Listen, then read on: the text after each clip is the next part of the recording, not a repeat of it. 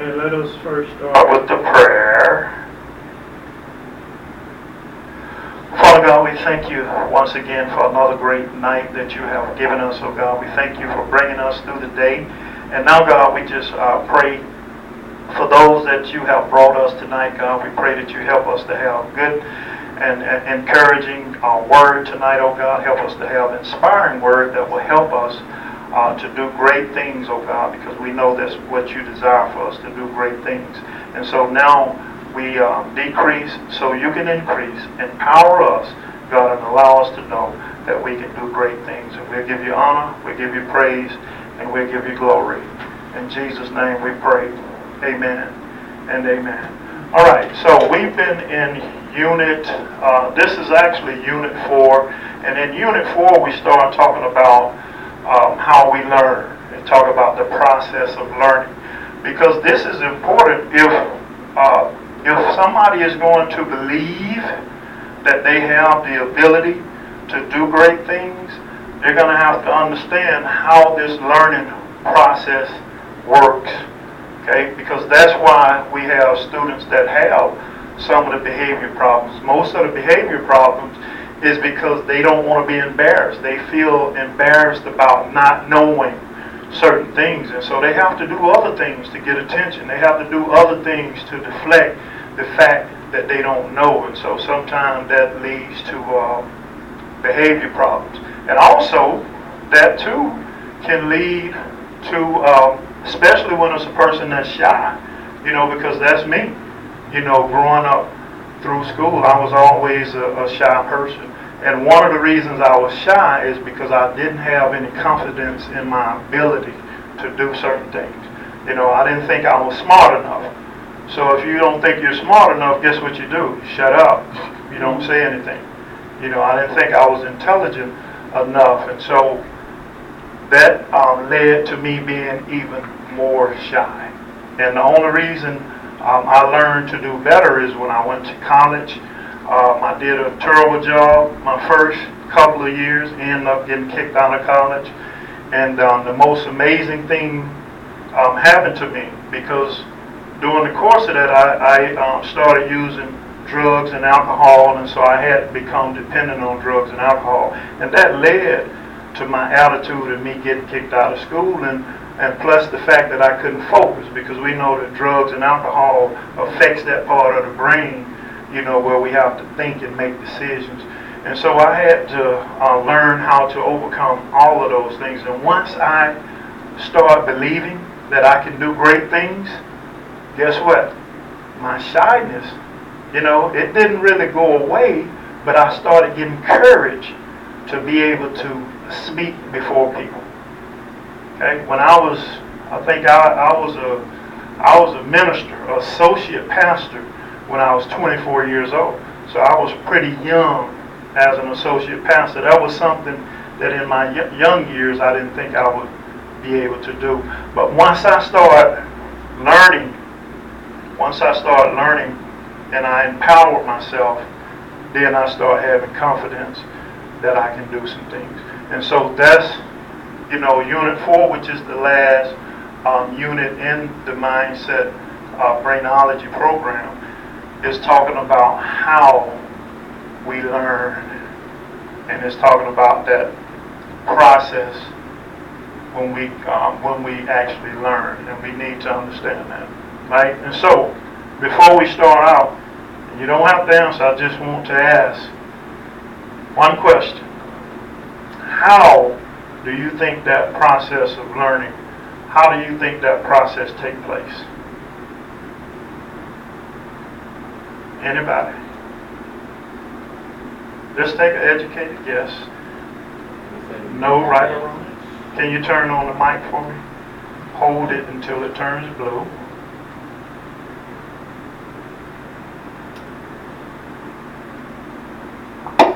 All right, go ahead. No, you don't have to. No. Okay. But I would love to hear your response, though. Okay. Well, you wanted to... Wait till the next question. Okay. number one, this begins the process. We have three types of memory. We have what we call sensory memory. We have working, or in school we call it short-term memory, but it's working memory as well. And then we have long-term memory. Okay, that sensory memory, this is just things that we only hold on to for a second or two. When we walk in a store or something like that, our brain and our receptors start to perceive different things. But not everything that we perceive in that store stays with us. Okay, so this sensory memory only stays with us for a few seconds. And now, the things that we remember, the things that catches our attention, it goes to what we call the working memory, which stays with us 2 minutes or more. Okay, and this is the process. We only remember those things that are interesting to us. So, for example, like when I go into a store and I see somebody that catches my eye, that young lady or that young man that catches my eye, right?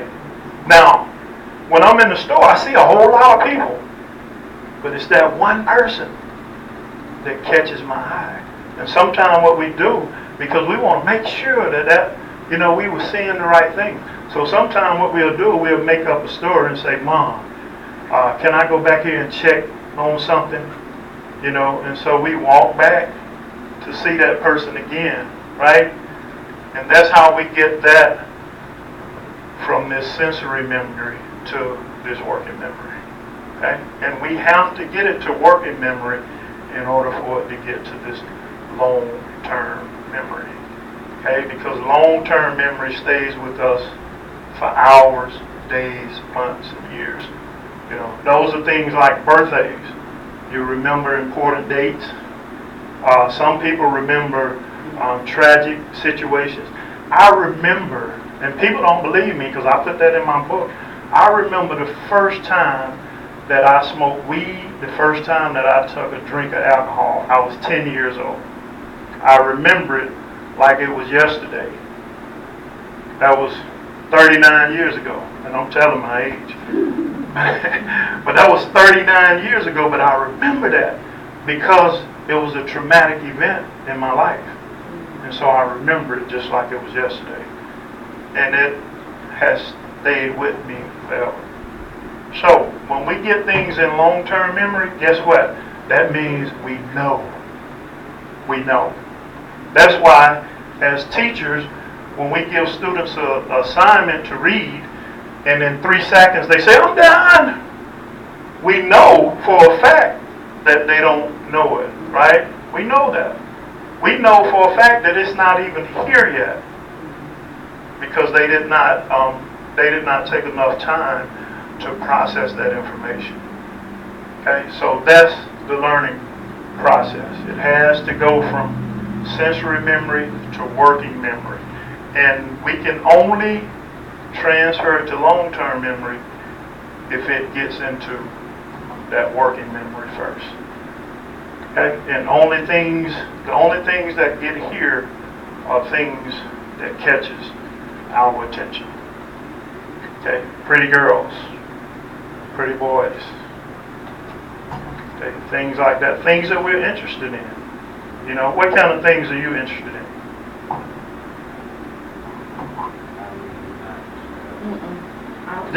Just one thing. Just tell me one thing that you're interested in. Games. See? So those are the kind of things that will catch your attention, right? And they will automatically go here.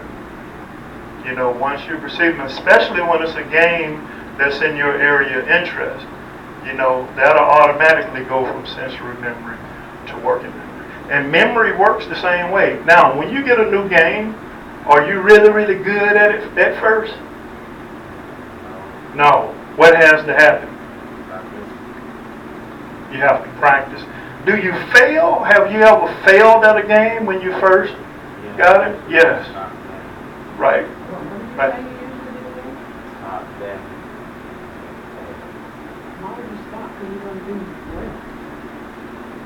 But you don't do it all the time, because games that you like, you don't stop. You'll keep doing it, right? Until you learn it. Things that catches your attention, things that you really like, you won't stop. You'll keep doing it until you learn. It's like riding a bike. You know, the first time, nobody ever gets on a bike and automatically start popping wheelies. That doesn't happen. The first time that you ever ride a bike, you're going to fall. You know, I can show you some injuries now that's all on my body. That's from when I was a boy, right here on my arm. You know, that happened when I was 11 years old. You know, because when you first start to learn how to do stuff, motorcycles and stuff like that, you're going to fail at first.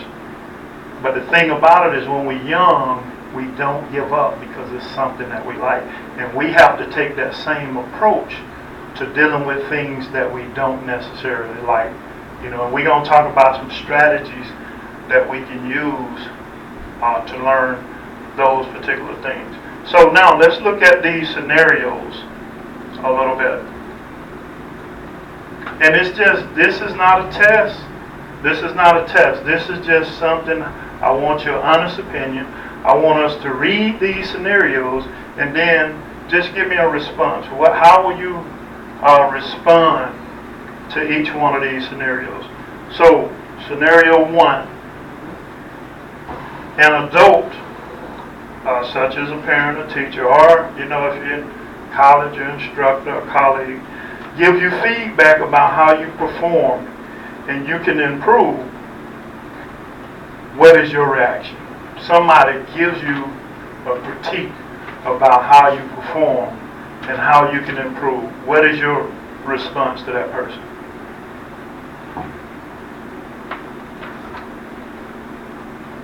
Let's be honest. Just tell, how would you respond? You don't know. Somebody, I mean, if somebody, you're doing something, right? You've done a performance. Have you ever done a play or anything like that? No. No? Yeah, I did. You played instruments? Yeah. Okay. What if at the end of your performance, somebody comes up and they tell you, look, this is how you can do this better. What would your response be? Yes, you do. What did Mr. Jackson do when you messed up? Mr. Jackson, how do you react to him when you mess up? Do you quit or do you keep trying? I'd like to. But do you quit or keep trying? Which one do you usually do? If I take your time, No. Well, you said initially though that you want to do what? You want to quit? yeah. Yeah. Okay, that's perfectly fine. So you want to quit. What about you? I usually like to keep trying, depending on if I'm motivated by what that thing is. Right, absolutely. So if it's something I really want to do, I keep trying until I fail. Right. So, and that's how we are. That's how we are. Sometimes we live in both mindsets. Sometimes I'll keep failing until I get it. Sorry. Right. But sometimes we live in both. We live in a fixed mindset and a growth mindset, and it depends on our motivation, if we like it or not. Things that we like, we'll have a growth mindset and we won't quit. We'll keep trying. But things that we don't like, you know, we'll have a fixed mindset and we'll be inclined to give up. Okay? Because one of the things that I do is when I'm talking about drug and alcohol, overcoming that and reducing your risk to that, when I'm talking about that now, I'm going to keep trying and keep trying. I don't care how difficult the information is. But when it comes to editing these videos that I do, man, I really want to go and pay somebody to do, because it's a lot of work, and what I do is a lot of work as well. But because I love what I do, I love teaching young people and just anybody how to change their mindset, how to believe that they can do great things. I love doing that. That's what I do. Okay, I wake up in the morning and that's, I thank God for giving me the opportunity to do that. I don't have a boring time at work anymore because this is me. This is what I love to do. Okay, So that's how we are. Now, the fixed mindset is the person that when somebody gives them a critique, that they get mad, they shut down, and they tell them, I don't want to hear that. Okay? But the growth mindset is the person that understands that critiquing is going to help you get there. One of the things that I did is I'm in several book clubs now, and I went to my first meeting last Friday, and this is what you do. These people, now we have people that write plays, we have people that write poems, we have people that do science fiction, mysteries. These are some great writers, they really are. And the reason they're great is because this is how the program works. You submit your work, some of the stuff that you've been writing, and they have limits to it. They don't want you to submit the whole book. You submit portions of it, right? And so everybody get a chance to read your stuff before we come meet. And when we get to the meeting, the one thing that we're going to do is everybody's going to critique your work. And they're going to tell you where you can grow, where you can get better. And the amazing thing that I learned in that meeting is nobody got upset when people were telling them how to make their stuff better. Most of the time they were saying, oh man, I'm going to take that in consideration.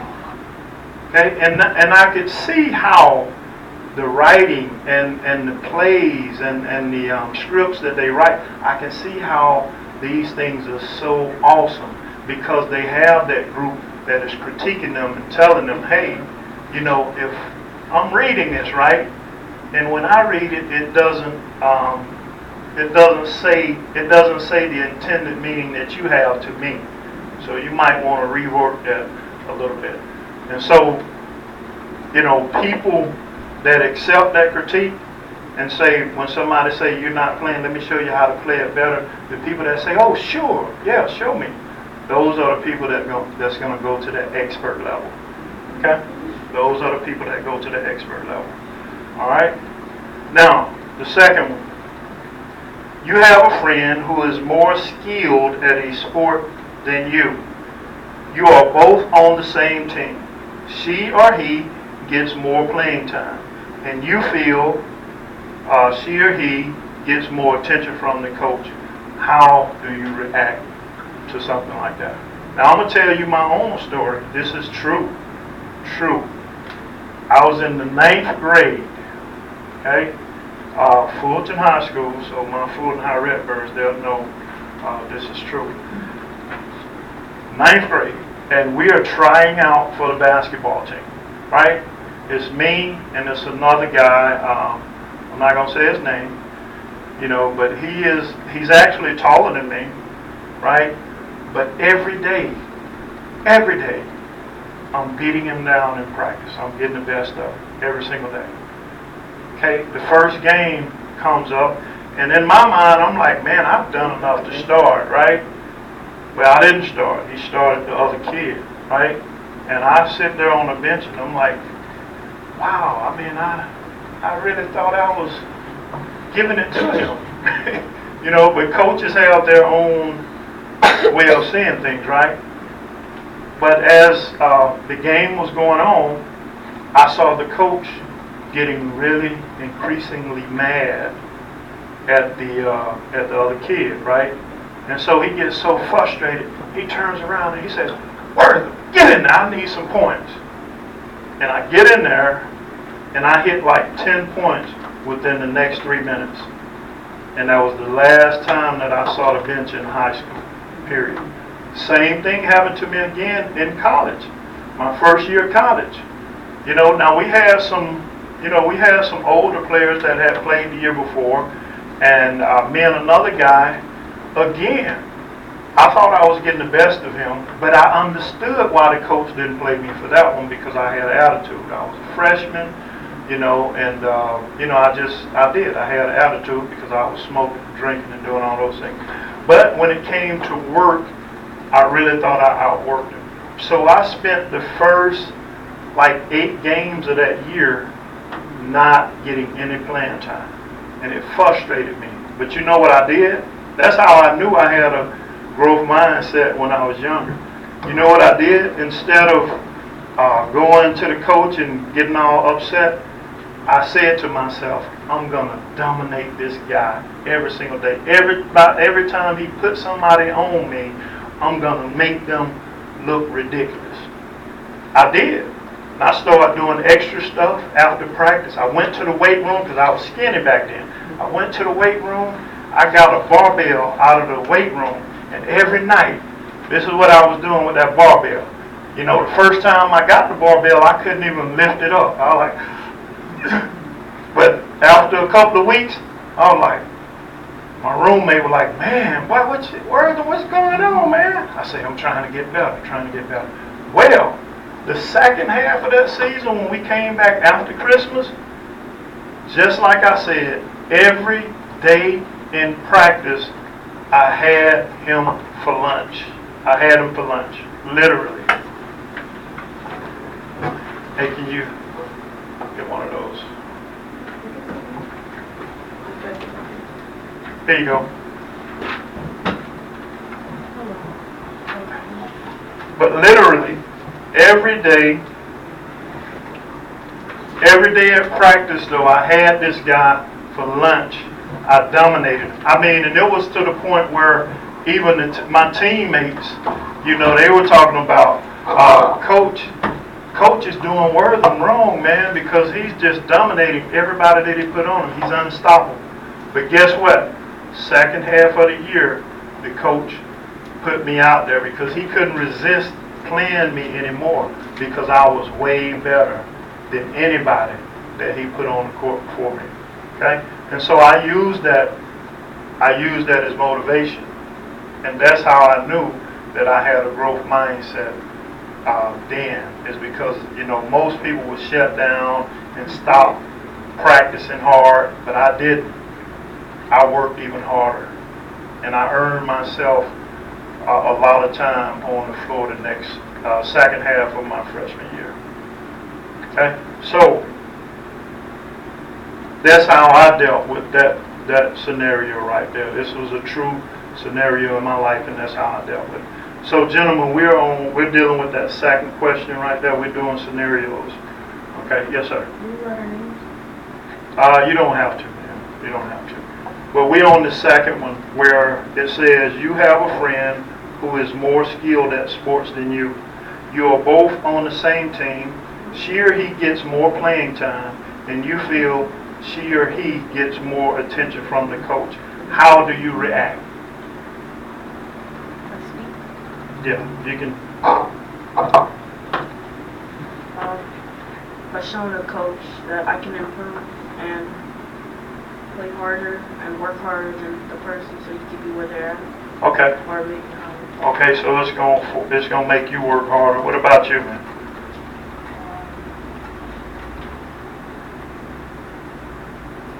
Because remember, you last week you were like, you could go either way.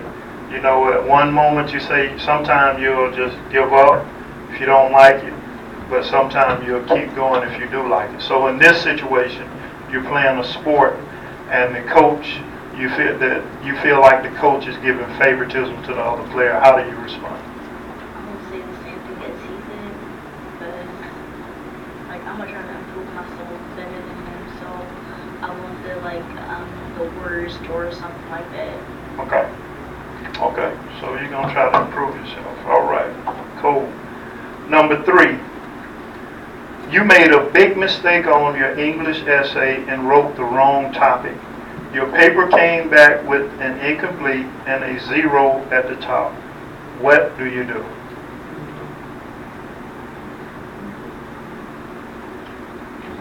You wrote the wrong assignment. No, it's a mistake, right? But you get an incomplete on the paper and a 0. What do you do? Understand from my mistake and do it. Understand from my mistake and do it again. Because it's not going to get on there. understand my mistake and pay attention the next time if the teacher is nice enough to give me another turn. Right. Right. Okay. All right.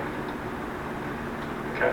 So that's good because you you acknowledge that first of all, you're going to try harder, and then the next thing you're going to do is you're going to ask the teacher, because a lot of time teachers can, they understand that you just made a mistake, right? And so they'll give you another opportunity, right? So you're not going to freak out and just stop, quit like a lot of people will. I've seen a lot of students, some of my students will actually tear that paper up, rip it up. Now, they'll still have to end up doing it, but that's just their initial response to it. All right.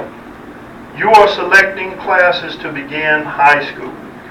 You may choose honors, advanced English, or regular English. Both qualify you for college. Which do you choose and why? Okay, which one do you choose? You get a chance to take the honors or the advanced English, or you take the regular English. Which one are you taking? Okay, get the mic. Honors, advanced English. Advanced, why? Because instead of knowing one language, and if I go to Africa or somewhere and someone else is speaking another language, then my advanced language would. Okay, I got you. Which one are you doing? You taking the advanced or you taking the regular?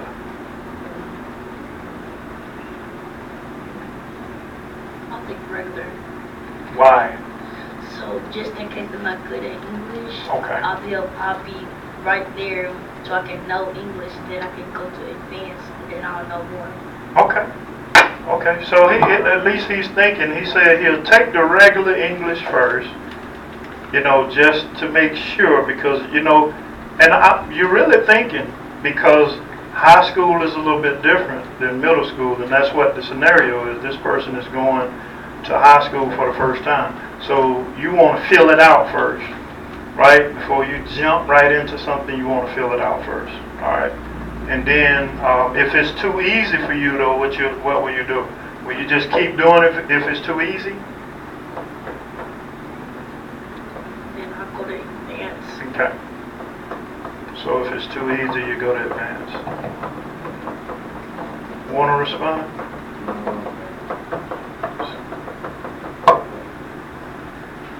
Okay, so now, I got this one more. Well, no, we'll go to the other sheet now. You don't have it. Here it is. I'll give your brother one as well. Okay, we were talking about that when you guys came in. Remember, I was telling you about how we talked about that process of learning. We had looked at the video. Yes, sir. I didn't watch the video. No, you didn't get a chance. Remember, we did it the week before you guys came in. But the video, it talks about that process of learning, how the process of learning how it takes place. And so that's what we're going to do. And I understand that you guys, didn't watch the video, and we will go back and watch the video. But we're going to talk about some of those things today.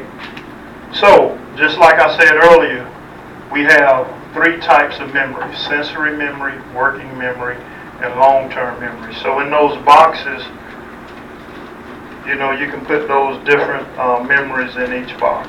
Sensory memory,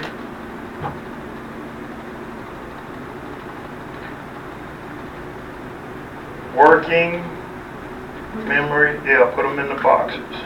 Fill in the boxes, please. With the words up there. This is, the first memory is sensory. They're already up there. The next one is working, and the third one is long-term. They're already up there. They're at the top order. Oh, okay. So, the question is, how long does each kind of memory last? For working memory, it lasts a few a few seconds to a few minutes. So that's what we'll put in that first box for working memory.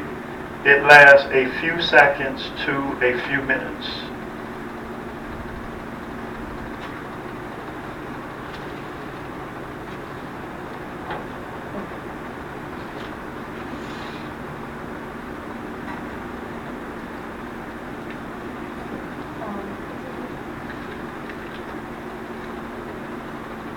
Oh, I got, you know what, I got, yeah, give him that pen right there. No, this one, right here. Yeah. Got any pens? So, working memory, it lasts a few seconds to a few minutes. Now, we talked about this process right before you walked in. Before we can get things in this long-term memory right here, it has to go into working memory first. Okay? It stays with us a few seconds to a few minutes. Anything that you pay attention to will automatically go here. Okay? I used the scenario earlier where when you go into a store, you walk in the store with your parents, right? And you see this fine sister. She catches your memory. Even though you see a whole lot of people, your receptors are receiving a whole lot of people, right? But you remember that one person. Why? Because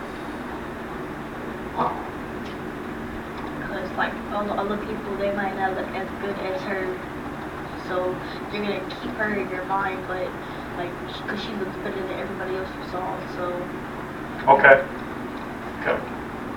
Because your memory locked onto her and all the other people, since you see people a lot, some people